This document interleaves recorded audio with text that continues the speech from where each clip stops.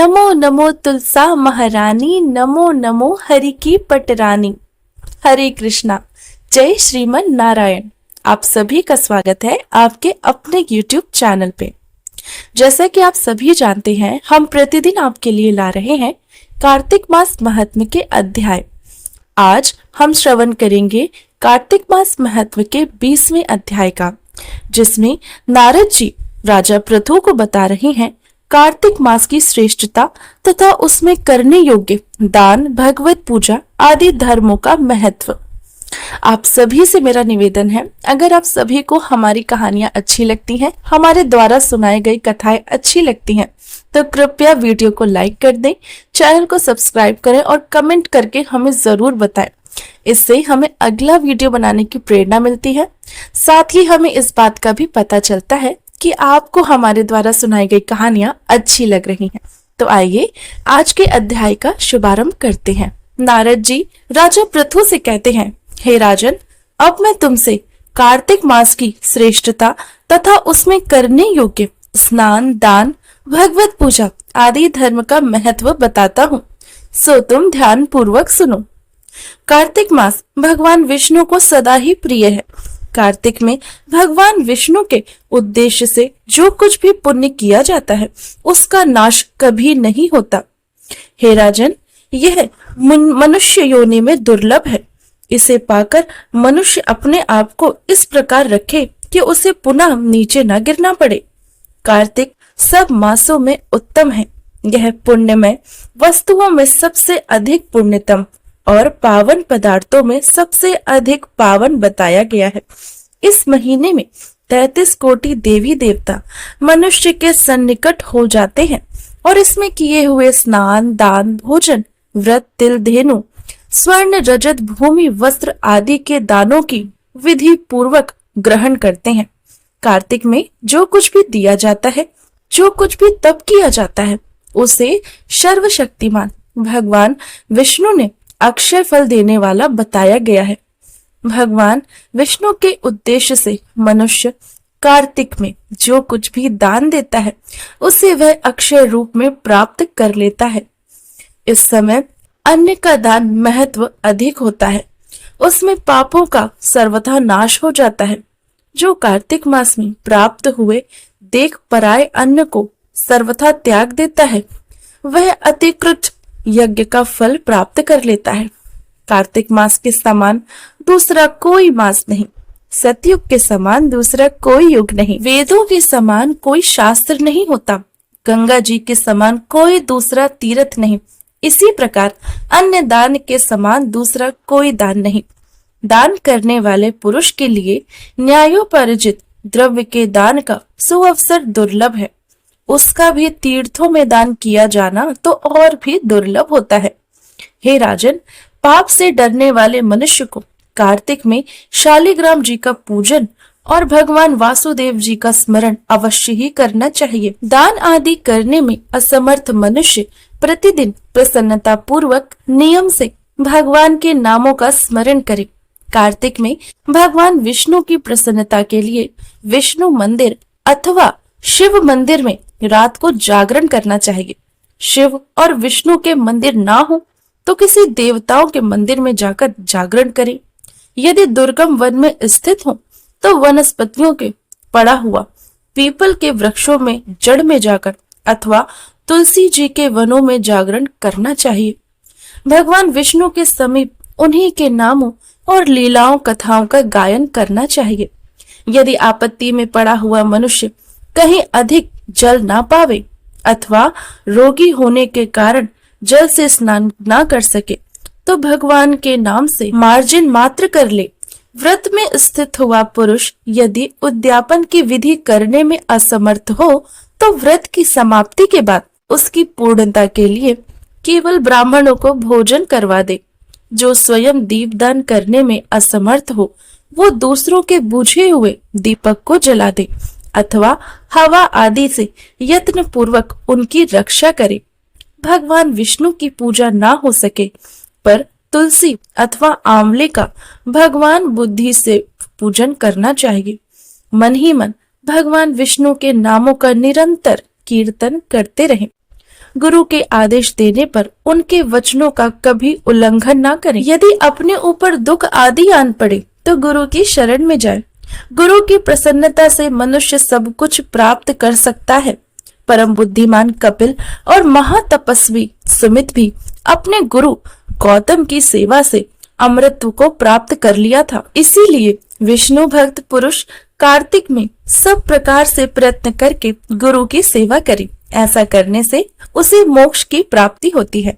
सब दानों से बढ़कर कन्यादान है, उससे भी अधिक विद्यादान है। विद्यादान से भी अधिक गोदान का महत्व है, उससे भी अधिक अन्नदान है, क्योंकि यह समस्त संसार अन्न के आधार पर जीवित रहता है। इसीलिए कार्तिक में अन्नदान अवश्य ही करना चाहिए। कार्तिक में नियम का पालन करने पर अवश्य ही भगवान विष्णु का सारस्व एवं मोक्षदायक पद प्राप्त हो जाता है। कार्तिक में ब्राह्मण पति पत्नी को भोजन कराना चाहिए, चंदन से उनका पूजन करना चाहिए। अनेक प्रकार के वस्त्र, रत्न और कंबल आदि दान में देने चाहिए। ओढ़ने के साथ ही रोईदार बिछावन, जूता और छाता भी देना चाहिए। कार्तिक में भूमि पर शयन करने वाला मनुष्य युग युगों तक अपने पापों का नाश कर देता है। जो भगवान विष्णु की आगे अरुणोदय काल में जागरण करता है और नदी में स्नान कर भगवान विष्णु की कथाओं का श्रवण करता है, वैष्णवों को दर्शन तथा नित्य प्रति भगवान विष्णु का पूजन करता है, उसके पितरों का नरक से उद्धार हो जाता है। हे राजन, जिन लोगों ने भक्ति पूर्वक भगवान विष्णु का पूजन नहीं किया, वे इस कलयुग में कदनंतर में गिरकर नष्ट हो जाते हैं, लुट जाते हैं। जो मनुष्य कमल के एक फूल से देवताओं के स्वामी भगवान कमलापति की पूजा करता है, वह करोड़ों जन्मों के पापों का नाश कर देता है। हे राजन, जो कार्तिक में 1,00,000 तुलसी दल चढ़ाकर भगवान विष्णु की पूजा करता है, वह एक एक दल पर मुक्ता दान करने वाला फल प्राप्त कर जाता है। जो भगवान के श्री अंगों से उतारी हुई प्रसाद स्वरूप तुलसी को मुख में, मस्तक पर और शरीर में धारण करता है तथा भगवान के निर्माल्यों से अपने अंगों का मार्जन करता है, वह मनुष्य संपूर्ण रोगों और पापों से मुक्ति पा लेता है। भगवत पूजा संबंधी प्रसाद स्वरूप शंख का जल, भगवान की भक्ति, निर्मल पुष्प आदि चरणोदक, चंदन और धूप ब्रह्म हत्या का नाश करने वाले होते हैं। हे राजन, कार्तिक मास में प्रातः काल स्नान करें और प्रतिदिन अपनी शक्ति के अनुसार ब्राह्मणों को अन्न दान दें, क्योंकि सब दानों में अन्न दान ही सबसे बढ़कर है। अन्नदान से ही मनुष्य जन्म लेता है और अन्न से ही वह बढ़ता है। अन्न को समस्त प्राणियों का प्राण मानना चाहिए। अन्नदान करने वाला पुरुष संसार में सब कुछ देने वाला और संपूर्ण यज्ञों का अनुष्ठान करने वाला है। पूर्व काल में सत्यकेतु ब्राह्मण ने केवल अन्नदान से ही पुण्यों का फल पाकर परम दुर्लभ मोक्ष की प्राप्ति कर ली थी। कार्तिक मास में अनेक प्रकार के दान देकर भी यदि मनुष्य भगवान का चिंतन नहीं करता है तो वो दान कभी पवित्र नहीं माना जाता। हे राजन, भगवत नाम स्मरण की महिमा का वर्णन तो मैं भी नहीं कर सकता। गोविंद गोविंद हरे गोविंद, गोविंद मुकुंद कृष्ण गोविंद, गोविंद गोविंद रथांग पाणि, गोविंद दामोदर माधवेति। इस प्रकार प्रतिदिन कीर्तन करना चाहिए। नित्य प्रति भगवत के आधे श्लोक या चौथाई श्लोक का भी कीर्तन में श्रद्धा और भक्ति के साथ अवश्य ही पाठ करें। जिन्होंने भगवत पुराण का श्रवण नहीं किया, पुराण पुरुष भगवान नारायण की आराधना नहीं करी और ब्रह्मा के मुख रूपी अग्नि में अन्न की आहुति नहीं दी, उन मनुष्यों का जन्म तो व्यर्थ है। हे राजन, जो मनुष्य कार्तिक मास में प्रतिदिन गीता का पाठ करता है, उनके पुण्य फल का वर्णन करने की शक्ति मुझ में नहीं है। गीता के समान कोई शास्त्र नहीं हुआ और ना ही होगा। एकमात्र गीता ही सदा सर्वदा के लिए सबके पापों को हरने वाली है, मोक्ष को देने वाली है। गीता का एक अध्याय का पाठ करने से मनुष्य घोर नरक से मुक्त हो जाता है, जैसे जड़ ब्राह्मण मुक्त हो गया था। 7 समुंदरों की पृथ्वी का दान करने से जो फल प्राप्त होता है, शालिग्राम जी के दान करने से मनुष्य उसी फल को प्राप्त कर लेता है। अतः कार्तिक मास में स्नान तथा दान पूर्वक शालिग्राम जी का दान अवश्य ही करना चाहिए। तो ये थी कार्तिक मास महात्म्य के 20वें अध्याय की कथा। इसके आगे की कथा हम कल के अध्याय में श्रवण करेंगे। आइए अब हम सब मिलके माता तुलसा की चालीसा और आरती सुनते हैं।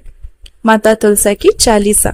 श्री तुलसी महारानी विनय करो सिर नाय, जो मम को संकट विकट मात दीजय नशाय। नमो नमो तुलसा महारानी, महिमा अमित न जाए बखानी। दियो विष्णु तुमको सम्माना, जग में छायो यश महाना। विष्णु प्रिया जय जयति भवानी, तीनों लोक की हो सुख खानी। भगवत पूजा करे जो कोई, बिन तुम्हारे सफल नहीं होई। जिस घर तब नहीं होए निवासा, उस घर विष्णु करे नहीं वासा। करे सदा जो तब नित सुमिरन, ताके काज सब होए पूरन। कार्तिक मास महात्म तुम्हारा, ताको जानत सब संसारा। तब पूजन जो करे कुंवारी, पावे सुंदर वर सुकुमारी। कर जो पूजा नित प्रति नारी, सुख संपत्ति से होए सुखारी। वृद्धा नारी करे जो पूजा, मिले भक्ति होवे पुलकित मन। श्रद्धा से पूजे जो कोई, भवनिधि से तर जाए सोई। कथा भागवत यज्ञ करावे, तुम बिन नहीं सफलता पावे। छायो तप प्रताप जग भारी, ध्यावत तुम्हें सकल चित धारी। तुम्ही माति यंत्रन तंत्रन में, सकल कार्य सिद्ध होवे क्षण में। औषधि रूप आप हो माता, सब जग की तब यश विख्याता। देव ऋषि मुनि और तपधारी, करा सदा सब जय जयकारी। वेद पुराण तपीश गाया, महिमा अगम पार नहीं पाया। नमो नमो जय जय सुख करनी, नमो नमो जय दुख निवारणी। नमो नमो सुख संपत्ति देनी, नमो नमो अग काट छीनी। नमो नमो दुष्टन, नमो नमो दुष्टन मद छरनी। नमो नमो भक्तन दुख हरनी। नमो नमो भव पार उतारनी, नमो नमो परलोक सुधारनी। नमो नमो निज भक्त उबारनी, नमो नमो जन काज सवारनी। नमो नमो जय कुंती नशावनी, नमो नमो जय सुख सब सुख उपजावनी। जयति जयति जय तुलसी माई, ध्यावो तुमको शीश नवाई। निज जन जानी मोहि अपनावो, माँ बिगड़े कारज आप बनाओ।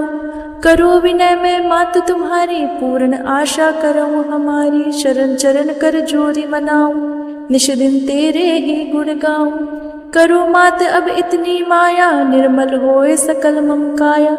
मांगो मात यह वर दीजे, मेरी सकल मनोरथ पूर्ण कीजे।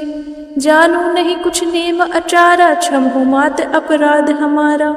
12 मास करे जो पूजा, तासम जग में और न दूजा।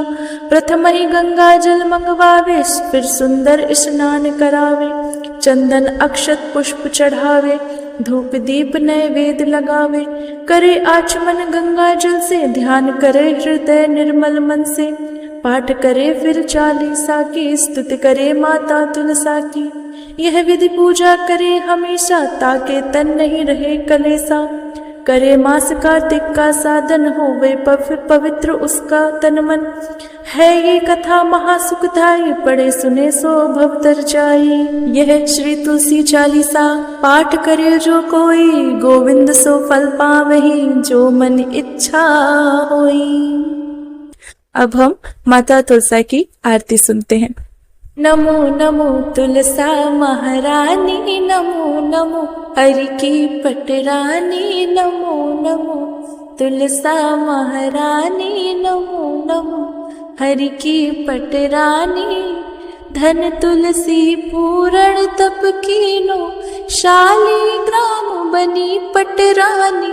शालिग्राम बनी पटरानी। जाके पत्र मंजरी कोमल, जाके पत्र मंजरी कोमल।